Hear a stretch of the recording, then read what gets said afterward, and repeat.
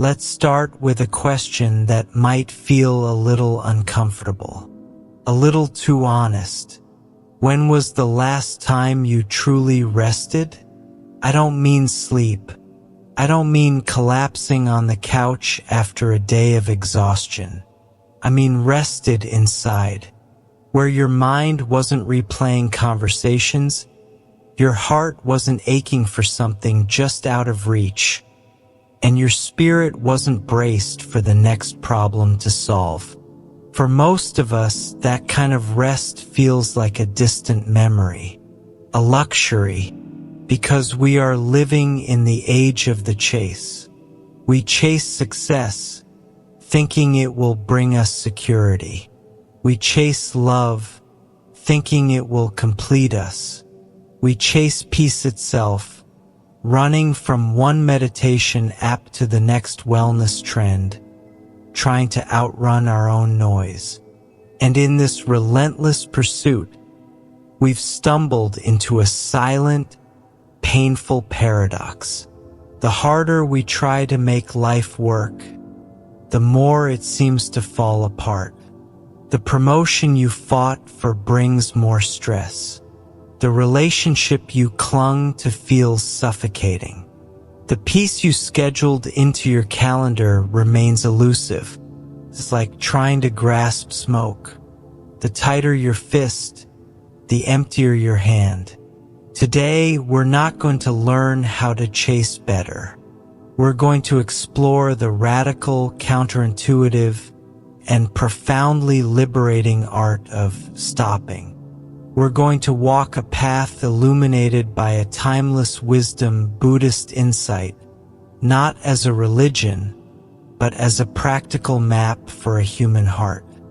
It's a map that points away from the exhausting uphill struggle and toward a river that is willing to carry you. This is about why letting go isn't losing. It's making space for everything that was always meant for you to finally arrive. Stay with me. This is the beginning of a different way. Let's give a name to the engine of our chase. Let's call it what the Buddha called it: tanha, thirst, craving. This isn't the simple want of "I'd like a cup of tea."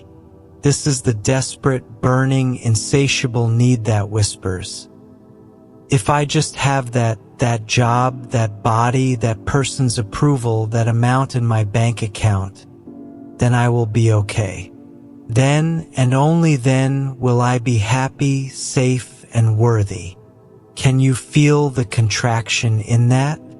The subtle violence? It's a statement that says your present moment, your current self, is insufficient. It's a rejection of your own here and now in favor of a hypothetical there and then. The Buddha said this craving is like lighting a fire. And what do? We spend our lives running around, gathering fuel for it. A critical email is a piece of wood. A social media comparison is a piece of wood. The fear of missing out, the anxiety about the future, the regret over the past. More wood, more wood, more wood. We feed the flame, thinking we're warming ourselves, but we're only ensuring it burns hotter, brighter, and more hungrily. It consumes our peace, our sleep, our joy as its fuel. And yet, we're afraid to let it go out, because what would we be without its frantic, familiar light? We become servants to the very fire we built for comfort. Imagine two travelers in a vast desert. The first, parched and desperate, sees a shimmering mirage of an oasis. He runs toward it with all his might, his heart pounding with hope. He runs and runs, but the oasis stays perpetually ahead. He collapses, not from the desert's heat, but from the exhaustion of his own futile sprint. The second traveler stops. He feels his thirst deeply. He acknowledges it, but instead of running, he sits. He quiets his panic. He listens past the screaming of his thirst, and beneath the hot wind, he hears a faint, almost impossible sound, the trickle of a hidden underground spring. By stopping the chase, he discovered the real water was beneath him all along. Our cravings are often mirages. We're chasing the shimmer, not the substance. We're exhausting ourselves running toward illusions of what will make us whole, while the genuine wellspring of peace is accessed only in stillness. The shift, a practice. So here is our first gentle act of rebellion against the tyranny of the chase. It's not a grand gesture. It's a whisper. I want you to place a hand on your heart. Just for a moment, feel its beat. Now, ask yourself this question, not with judgment, but with simple curiosity. What is the one thing I am craving right now that, if I had it, I believe would finally make me calm? This brings us to the core illusion, the grand deception that fuels our exhaustion. The illusion of control.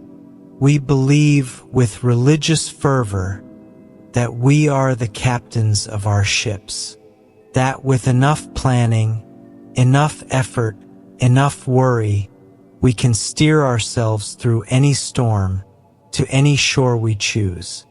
We believe if we just hold the wheel tightly enough, we can avoid every wave, outrun every cloud, and command the sea itself. It's a beautiful, noble, and utterly exhausting story, and it's a story that crumbles in the face of reality. Because life is not a still pond you can navigate with a perfect map. It is a living, breathing, wild ocean. Storms arise from calm skies. Currents change direction. The wind does not consult your itinerary. The Buddha's profound insight was that this suffering, this stress, this anxiety arises not from life's inherent unpredictability, but from our attachment to our plans within it. It's the gap between what is and what I demand it to be. The smaller we can make that gap, the less we suffer. Think of it this way. You are not the captain commanding the ocean. You are a sailor, skilled and attentive, learning to read the winds, adjust the sails, and cooperate with the currents. The captain who tries to command the tide will only sail in circles, red-faced and raging. The sailor who learns the rhythm of the water finds a grace in the journey itself. Let's return to the river, but let's go deeper. You are in a boat. Your control mindset has you doing three things: rowing upstream toward a past you can't change, regret, old wounds. Rowing feverishly toward a future shore you've painted in your mind, anxiety, striving. Trying to bolt your boat to the riverbank to create a permanent, safe, unchanging spot, fear, rigidity. In all three, you are at war with the river's one true nature, to flow. Now imagine you stop. You let the oars rest. The panic might rise. I'll go over a waterfall. I'll be lost. I'll be passive. But watch what happens. The river, which has been flowing for millennia before you and will flow for millennia after, knows its way. carries you around the rocks you were about to crash into. It slows you down in the deep, quiet pools where you can see your own reflection clearly. It quickens through exciting rapids that you navigate not by force, but by fluid responsiveness. You are not passive. You are highly attuned. You are present. You are using your energy not to fight the flow, but to align with it, to steer gently, to avoid what needs avoiding, but always in cooperation with the water's greater power and wisdom. This is surrender, and it is the most intelligent form of action there is. Here is the secret they don't tell you in the hustle culture manuals. The universe has an intelligence. Call it God, call it Dharma, call it the natural order, call it life force. It is the intelligence that spins galaxies, that orchestrates seasons, that heals a cut on your finger without you directing a single cell. When you are locked in control, you are essentially saying, "My tiny, fearful, time-bound mind knows better than this cosmic, ancient, creative intelligence." It's absurd when you see it plainly. Letting go is not a resignation to chaos. It is a promotion into cooperation. It is moving from being a stressed-out, micromanaging tyrant of your own life to becoming a trusted partner in a grand, benevolent unfolding. Let's make it practical. Right now, think of one area of your life that feels heavy, stuck, or fraught with anxiety. Is it your career path, a relationship, your health, project? Now, ask yourself these two questions. How am I trying to play captain here? What specific outcomes am I demanding? E.g., they must apologize first. I must get this promotion this quarter. This must work out exactly as I pictured. What would it feel like in my body to loosen my grip on that demand just by 10%? Don't change anything yet. Just feel the difference between the clenched fist of control and the slightly opened hand of trust. The space that opens up in that 10%. That's where your peace has been waiting to breathe. This leads us to perhaps the most misunderstood part of the journey. The space between effort and outcome. The pause. The wait. The dreaded silence. We plant a seed, we send the job application, we have the difficult conversation, we start the new habit. And then we stand there, staring at the ground, demanding, "Grow! Now, prove to me this was worth it." When nothing happens immediately, we interpret the silence as failure, as rejection, as proof that we are not enough. So we dig up the seed to check on it, killing the very growth we wanted. Or we plant 3 more seeds on top of it in a panic, creating a tangled mess. We hate the pause because it feels like emptiness, like nothing is happening. But what if the opposite is true? What if the pause is the most full, most active part of the entire process? A seed buried in dark soil is not idle. It is in a furious, sacred dance with the universe. It is absorbing moisture, breaking down its own shell, sending out tiny, invisible roots to anchor itself, and gathering the strength to push a green shoot up toward a sun it has never seen but inherently trusts. All of this essential, miraculous work happens in the dark, in the quiet, in what looks like nothing. Your pauses are your soil. Your unanswered prayers, your delays, your in-between seasons, they are not evidence of abandonment. They are the dark, fertile ground where the roots of your destiny are growing deep and strong. Roots you cannot see. Growth that cannot be rushed. If the flower bloomed in a day, a single breeze would wipe it out. It is the struggle in the dark that builds the resilience to stand in the sun. So we must reframe this. Waiting is not passive suffering. Waiting is active trust. It is your soul's workout. It is where you build the spiritual muscle of faith. When you can stand in the silence between the note you played and the echo that comes back, without filling it with panic, without rushing to play another note, that is when you become a master musician of your own life. The beauty is in the space between the sounds. For the next 24 hours, I invite you to conduct a gentle experiment. When you feel the urge to check for a text, check your email for a reply, check your social media for validation, check your progress on a goal, pause first. Before you reach for the phone, before you refresh the page, take one conscious breath.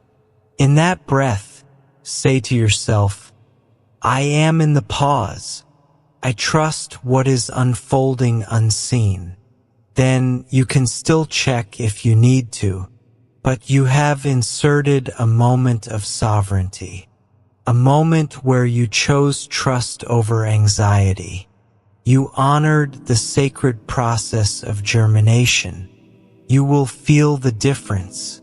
It's the difference between being a puppet jerked around by your notifications and being a human being, grounded in the quiet certainty that not all movement is progress, and not all silence is empty. Nowhere does our gripping cause more pain than in the realm of love and relationships. We are taught that to love is to possess, to claim, to hold on forever. We say, "You are mine," and in that statement, however sweetly intended, lies the seed of future suffering. Because if someone is yours, you live in fear of losing them. You begin to confuse control for care. You monitor, you demand, you manipulate subtly, all in the name of love. This turns love from a liberating force into a heavy chain. It suffocates the very thing it wants to keep alive. Buddhist philosophy introduces a revolutionary idea, non-attachment, upekka. And it is perhaps the most misunderstood concept of all. Non-attachment is not indifference. It is not coldness, distance, or a lack of caring. In fact, it is the highest, purest form of love. Let me explain. Indifference says, I don't care if you come or go.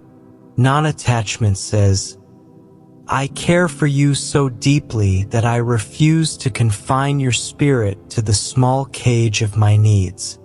I love you enough to give you the freedom to be who you are, even if who you are changes, even if it leads you away from me. It is loving the person, not your idea of the person. It is loving the reality, not your fantasy. Think of the sun. Does the sun cling to the flower? Does it say, I warmed you, so you must bloom only for me and never wilt? No, the sun simply shines. It gives its warmth freely, unconditionally. Its nature is to give light. Whether the flower blooms or dies, the sun does not dim. Its love is not a transaction. It is its essence. That is non-attachment. It is loving like sunlight. You give your warmth, your kindness, your presence, not to control an outcome, not to ensure they stay, but because giving love is your nature. Your peace is not held hostage by their choices. This is where it gets real. Think of someone you love, a partner, a child, a friend. Feel into your relationship. Is there a subtle thread of fear? A fear of loss, of change, of them not needing you? Now, try on this thought, just as an experiment. I love you, and you are completely free. Say it internally. Feel the resistance it brings up, the fear. Then feel the profound space and peace that lies on the other side of that fear. This doesn't mean you accept abuse or neglect. Healthy boundaries are an act of self-love. It means you release your mental and emotional grip on their journey. You stop trying to manage their happiness, which was never your job. Your job is to manage your own energy and offer love from a place of wholeness, not lack. When you love from a place of, I am already complete, you stop draining the relationship with your neediness. You become a source, not a drain. And ironically, this is what creates the safest, most magnetic space for true, lasting connection to flourish. And this, of course, starts with you. The relationship you have with yourself. Are you attached to a fixed idea of who you must be? The perfect version of you that never fails, never fears, never gets messy? That is self-attachment. And it is a brutal taskmaster. Non-attachment toward yourself is the ultimate compassion. It is saying, I am here for me as I am right now. Anxious, uncertain, imperfect. I hold myself with open hands. I allow myself to be a process, not a finished product. This is the foundation. When you are not clinging to a rigid version of yourself, you can face the world with fluidity and grace. We've covered a lot of ground.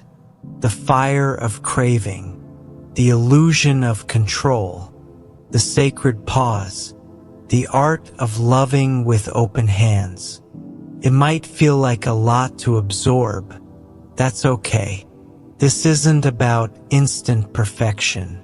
It's about gentle, consistent direction. So let's end this first part not with a daunting to-do list, but with a single, simple invitation. Your first practice on the unforced path. Sometime today, before you sleep, I want you to find just 5 minutes of quiet. Sit comfortably. Close your eyes. Take 3 deep breaths, feeling your body settle. Now, in your mind's eye, see yourself standing by that peaceful river. In your hands, you are holding something. It might look like a worry, a plan, a fear, a person's opinion, a goal. Whatever feels heaviest in your heart right now, look at it, acknowledge it, thank it for the lesson it carries, and then, slowly, gently, kneel down and place it on the surface of the water. You are not throwing it away in anger. You are placing it down with respect. Watch as the river accepts it. Watch as the current, the same intelligent current that knows how to flow to the ocean, gently begins to carry it away from your hands. You don't need to know where it goes. You only need to trust that the river knows. Feel the sensation in your empty, open hands, that slight tremble of freedom. that space. That is enough for today. You have practiced trust. You have practiced release. You have taken your first step off the exhausting treadmill of chasing and onto the unforced path where peace, at its own perfect pace, begins to find you. You've taken the first, most crucial step. You've questioned the chase. You've felt the weight of control and imagined setting it down by the river. But a question naturally arises now. If I'm not chasing, if I'm not controlling, does that mean I just do nothing? Am I meant to be passive? This is the crossroads where many turn back, misunderstanding surrender as stagnation. But true wisdom lies not in inaction, but in a completely different kind of action. The Buddha called it samavayama, right effort. Right effort is the elegant, often misunderstood dance between doing and being, between effort and surrender. It is not the absence of effort. It is effort freed from the poison of obsession. Imagine an archer. Her entire being is focused on the moment. The feel of the bow, the alignment of her posture, the quiet anchor of her breath, the distant target. She pours every ounce of her skill, her presence, and her intention into drawing the string and releasing the arrow. This is supreme effort. But the moment the arrow leaves the bow, her effort ends. She does not run after it, screaming directions. She does not clutch the air, trying to control its flight.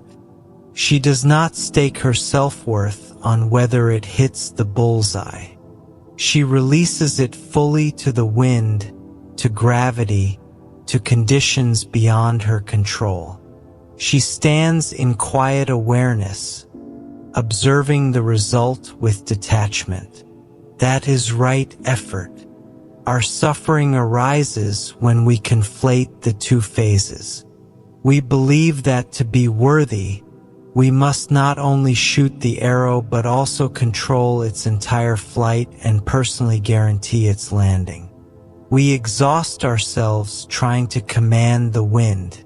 So, what does right effort look like in your daily life? It means you prepare meticulously for the job interview. You research, you practice, you choose your clothes with care. That is your 100%. But the moment you walk out of the interview room, you release it. You don't spend the next week mentally replaying every answer, begging the universe for the outcome. You did your part. The rest belongs to life. It means you have the difficult, honest conversation with your partner, speaking your truth with kindness. That is your effort. But you release your grip on how they must react or what they must say in return. You cannot control another person's heart. To try is to create agony. Right effort is working with all your heart, but without the secret contract that says, because I worked hard, I deserve this specific outcome. Life does not operate on meritocracy in that linear way. It operates on a complex web of causes and conditions. Your effort is one thread in a vast tapestry. The shift is internal. It's moving from being result-oriented to being process-oriented. The joy, the growth, the peace, they are found in the quality of your action itself, in the integrity of your presence in the doing, not in the trophy at the end. When you make the process itself the point, you can never fail. You can only learn, grow, and experience. Today, identify one arrow you have already shot, a project you submitted, a message you sent, a gesture of kindness you offered. Consciously notice where your mind is still trying to chase it, control its outcome, or tie your peace to its result. Now, perform a simple mental ritual. Visualize that arrow again. See it flying. And in your mind, gently say, I release you to the journey. My work is complete. Feel the subtle unclenching in your chest. That is the space where peace enters. In a world that worships noise, movement, and constant stimulation, stillness is often seen as laziness, as a void to be filled. We are afraid of it. We reach for our phones the moment a silence descends, petrified of being alone with the contents of our own minds. But what if stillness is not empty? What if it is the most potent, creative, and magnetic state you can inhabit? The Buddha's enlightenment did not happen in the middle of a busy marketplace. It happened under a tree in profound stillness. He stopped seeking outwardly and turned inward, and in that absolute quiet, everything became clear. Think of a pond churned up by wind and stones. Its surface is a chaotic mess of ripples and mud. It cannot reflect anything accurately. Not the sky, not the trees, not your own face. This is the mind in a state of constant chase. Agitated, cloudy, reactive. Now imagine the wind dies down. The last ripple fades. The mud settles. The pond becomes glassy, calm, and profoundly clear. Now it reflects the sky perfectly, the vastness, the clouds, the infinite blue. It becomes a mirror of reality, not a distortion of it. This is what stillness does for your mind. It is not about stopping thought. It is about letting the sediment of your worry, your planning, your frantic wanting, settle. When the surface of your mind grows still, you stop reflecting the chaos. You begin to reflect clarity. You start to see things as they are, not as your fear paints them to be. And here is the magnetic secret. A still pond does not beg the sky to appear. It doesn't chase clouds. By simply becoming clear and calm, it naturally attracts and holds the reflection. In the same way, a heart that is still and at peace does not desperately chase love, success, or validation. It becomes a clear, calm vessel that naturally attracts circumstances of harmony. Your stillness becomes a beacon, calling home everything that resonates with peace. Your frantic energy repels the very things you want because it screams of lack and desperation. Your still energy, however, whispers of wholeness and trust, and that is irresistibly attractive to all that is good. You don't need an hour of meditation to begin. Start with 2 minutes. Set a timer. Sit comfortably. Close your eyes. Your only task is to listen. Listen to the most distant sound you can hear. Maybe it's a bird outside, the hum of a fridge, the far-off sound of traffic. Just listen. Don't label the sounds. Don't follow thoughts about them. Just let the sounds come and go, like clouds passing over the surface of your awareness. When your mind wanders, and it will, gently bring it back to listening. You are not emptying your mind. You are practicing being its calm, observing witness, letting the mud settle. Do this daily. You are not doing nothing. You are performing the most powerful act of recalibration, teaching your nervous system the frequency of peace. This is perhaps the hardest pill to swallow for the modern mind, addicted to instant gratification and overnight success. We want what we want, and we want it now. When life delays, we interpret it as personal failure, cosmic rejection, or proof that we're on the wrong path. But what if delays are not denials? What if they are the most precise, loving forms of protection and preparation? The Buddha taught the principle of conditional arising. Nothing exists independently. Everything arises when the conditions are right. A seed cannot bloom in frozen winter ground, no matter how much you beg it. It needs the specific conditions of warmth, moisture, and time. To force it is to kill it. Your dreams, your healing, your relationships, your purpose, they are all seeds.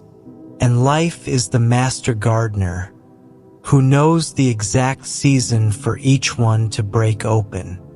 When you are denied an opportunity, when a relationship ends, when a plan falls apart, it is not because you are being punished. It is almost always because one of two things is true. You are not ready for it yet, or it is not ready for you yet. Something in the conditions is not ripe. That job you didn't get?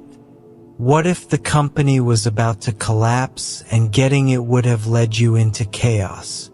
That person who left? What if staying would have prevented you from meeting the love of your life, or more importantly, from meeting yourself?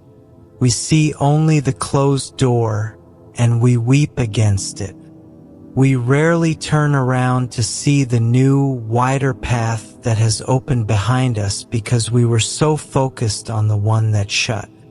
Divine timing is the universe's silent, meticulous work of aligning all the moving parts. Your inner growth, other people's journeys, global circumstances. So that when your thing arrives, it doesn't just land in your lap. It lands in a lap that is strong enough, wise enough, and open enough to hold it, nurture it, and let it flourish. The waiting period is not idle time. It is the time where you are being prepared. Your roots are deepening in the dark soil of patience so that when you finally bloom, you won't be blown over by the first breeze. Take one current source of frustration in your life, something that feels stuck or delayed. Instead of framing it as life is withholding this from me, try on this reframe. Life is protecting me or preparing me for what is mine. Say it out loud. Feel the resistance, then feel the subtle shift in energy. It moves you from a victim of circumstance to a student in a benevolent classroom. Your task is no longer to rage against the clock, but to ask, what can I learn? How can I grow while I am in this waiting room? This shifts you from passive suffering to active, purposeful preparation. We've talked about surrendering to the flow, trusting the river. But there is a final, profound stage that goes beyond even surrender. It is the stage of realization. The realization that you were never separate from the river to begin with. We live with a fundamental sense of separation. We feel like a tiny, fragile me, floating on the surface of a vast, unpredictable ocean called life. We feel we must fight the waves, navigate the storms, and desperately swim toward distant shores. This is the root of all fear. But what if you are not the drop of water fighting the ocean? What if you are the ocean? The Buddha's enlightenment was essentially the dissolution of this separation. He saw that the self he had been protecting, improving, and worrying about was an illusion, a temporary, flowing pattern in a boundless field of energy and awareness. He didn't become one with everything. He realized he had never been apart. This isn't just mystical poetry. It's a practical shift in identity with immense implications for peace. When you are the swimmer, every wave is a threat. When you realize you are the water itself, the wave is just a movement of your own being. There is nothing to fear because there is no other to threaten you. How do you touch this in everyday life? You start by noticing the moments of effortless flow. When you are so absorbed in a creative task that you lose track of time. When you laugh so deeply with a friend that there is no you and them, just shared joy. When you are in nature and feel a quiet, expansive connection to the trees and the sky. In these moments, the hard shell of your separate self softens. You are tasting your true nature. Try this during a moment of stress or even simple walking. As you breathe in, don't think, "I am breathing in air." Instead, feel as if you are breathing in the space around you. The boundary between your body and the air softens. As you breathe out, feel as if you are dissolving into the space. You are not a solid thing moving through space. You are a permeable, fluid part of it, exchanging energy with every breath. Do this for just 3 breaths. It is a micro-practice in dissolving the illusion of separation and feeling the flow you are made of. We have journeyed through theory, metaphor, and practice. We've seen the exhaustion of the chase and felt the possibility of the release. Now, as we prepare to integrate this into the fabric of your life, let's end with a simple, practical manifesto. Not rules to follow, but principles to embody, one gentle choice at a time. 1. I will distinguish between effort and obsession. I will give my full presence to my actions, but I will practice releasing my stranglehold on the results. I will do my part and let life do its part. 2. I will seek stillness as my source. I will not treat quiet as an enemy or a void. I will cultivate it daily, even for moments, knowing it is where I clear the lens of my perception and become magnetic to clarity. 3. I will trust the season I am in. I will meet delays not with rage, but with curiosity. I will ask, how is this pause preparing me? I will believe in the silent, precise timing of my unfolding. 4. I will love with open hands. In my relationships, I will practice loving the person, not my need for them. I will offer my warmth like sunlight, without conditions, beginning with the relationship I have with myself. 5. I will remember I am the water, not just the wave. When life feels challenging, I will gently remind myself of my true, fluid nature. I am not a separate fragment fighting the universe. I am a unique expression of the universe itself, experiencing its own grand, sometimes turbulent, flow. This is the unforced path. It is not a destination you arrive at one day. It is a manner of walking, a way of breathing, a choice moment by moment to stop rowing upstream and to feel the supportive current that has been beneath you all along. You don't have to believe it fully yet. You just have to be willing to try it on like a new, more comfortable way of moving through the world. Start with one practice. Start with one breath of release. The path will meet you where you are. In our final part, we'll weave all these threads together and explore how this shift doesn't just create personal peace, but begins to radiate out, transforming your world from the inside out. But until then, just practice being carried.